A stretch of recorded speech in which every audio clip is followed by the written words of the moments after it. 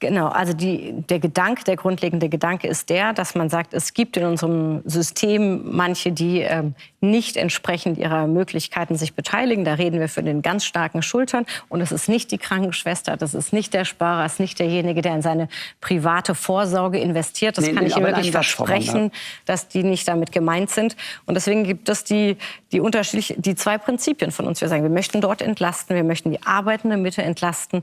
Und ja, es gibt die Kapitalerträge. Bitte, was heißt Kapitalerträge? Also da hat jetzt jemand ein kleines Aktiendepot angespart. Ja, dann haben Sie gar nichts zu befürchten.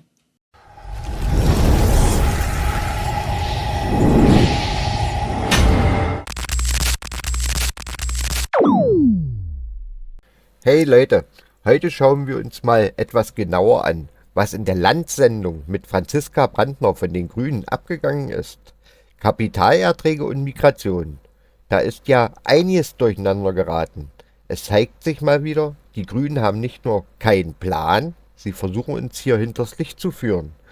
Und wie ich schon in meinem letzten Video gesagt habe, sie wollen an unser hart erarbeitetes Geld ran.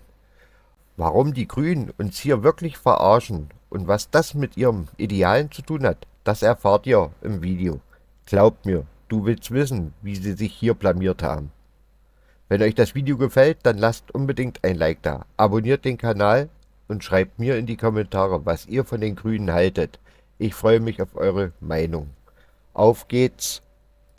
Und in dem Zusammenhang ist wahrscheinlich auch ein Vorschlag von Robert Habeck zu verstehen. Geht um die klammen Krankenkassen und die Frage, wie kann man die entlasten.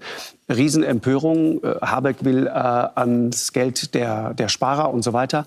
Wir hören einmal kurz rein, was er genau gesagt hat. Und Sie erklären uns dann, was er damit gemeint hat. Bitte schön. Warum ist das so katastrophal falsch verstanden worden? Was hat er gemeint? Also die Aufgabe, die wir in Deutschland haben, ist ja unser Gesundheitssystem aufrechtzuerhalten. Ja, dass es uns gut geht, dass wir gesund leben können und dass es finanzierbar ist. Ich finde das eine Existenzfrage, dass wir uns das alle auch leisten können auf die Dauer. Und wenn wir ehrlich sind unsere Sozialversicherungen auch im Gesundheitssystem so nicht zu halten und nicht finanzierbar. Das weiß eigentlich jeder und keiner spricht das an. Und wir haben die Herausforderungen, nicht nur der demografische Wandel. Ich denke, das ist ja eigentlich irre, was Sie da gerade sagen. Also nicht jetzt, dass Sie verrückt geworden sind, sondern es ist eigentlich unglaublich. Sie sitzen hier als eine sehr wichtige Person in der deutschen Politik und sagen, alle wissen, dass die deutschen Sozialsysteme am Ende sind. Aber keiner sagt's. Nee, keiner gibt Antworten darauf, wie wir weitermachen. Und Sie sehen ja momentan in der Situation führt es dazu, dass die Belastungen für die Arbeitnehmerinnen und Arbeitgeber steigen. Das haben alle jetzt Anfang dieses Jahres gemerkt. Und für uns ist es nicht hinnehmbar. Wir sind nicht bereit zu sagen, dass die Wettbewerbsfähigkeit unseres Standortes noch weiter leidet und die Bürgerinnen und Bürger noch weniger Netto vom Brutto haben. Dass Arbeit immer teurer wird, dass Löhne immer höher besteuert werden und Sozialabgaben zahlen. Und deswegen müssen wir an unser Gesundheitssystem ran, wie an andere Systeme auch. Und da haben wir drei Fragen. Genau. Das eine ist Effizienzen heben. Digitalisierung, Entbürokratisierung sind viele Faktoren, wie man auch Effizienzen heben kann.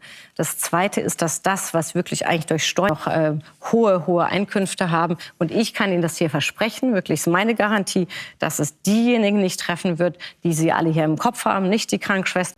Ich muss ehrlich sagen, nach dieser Sendung bleibt nur ein Gefühl. Es ist wirklich erschreckend, wie Frau Brandner von den Grünen in der Diskussion völlig den Faden verloren hat. Statt einer ernsthaften, sachlichen Auseinandersetzung kam nur wirres Reden und ständiges um den heißen Brei reden. Die Grünen haben hier mal wieder bewiesen, dass sie nicht die geringste Ahnung haben, was sie da eigentlich predigen. Und die Lügen, die sie in der Sendung verbreitet haben, sind kaum zu fassen. Was sie über Kapitalerträge und Migration gesagt haben, ist schlichtweg ein Versuch, ihre eigenen Fehler schönzureden und die wahren Probleme zu verschleiern. Es ist kaum noch zu ertragen, wie sie sich immer wieder in Widersprüche verstricken und keine wirklichen Lösungen anbieten. Am Ende steht nur, sie haben keinen Plan und sind immer noch nicht in der Lage, ihre eigenen Ideale konsequent umzusetzen. Die Grünen sind nach dieser Sendung absolut unwählbar. Es wird höchste Zeit, dass sie für ihre Unfähigkeit und ihre dreisten Verdrehungen zur Rechenschaft gezogen werden. Die Aufschreie der armen Grünen nach solchen Auftritten sind einfach nur lachhaft. Sie müssen endlich abgestraft werden. Sie gehören nicht mehr in den Bundestag. das steht fest. Das war's von meiner Seite. Ich hoffe, ihr habt den Blick hinter die Fassade der Grünen in dieser Sendung genauso kritisch wahrgenommen wie ich. Lasst uns weiter aufdecken, was wirklich hinter den ganzen Versprechen steckt. Denkt dran, ein Like und ein Kommentar helfen, das Thema noch weiter zu verbreiten. Abonniert den Kanal, wenn ihr auch weiterhin die Wahrheit erfahren wollt und keine der politischen Verblendungen verpassen möchtet. Bis zum nächsten Mal und bleibt kritisch.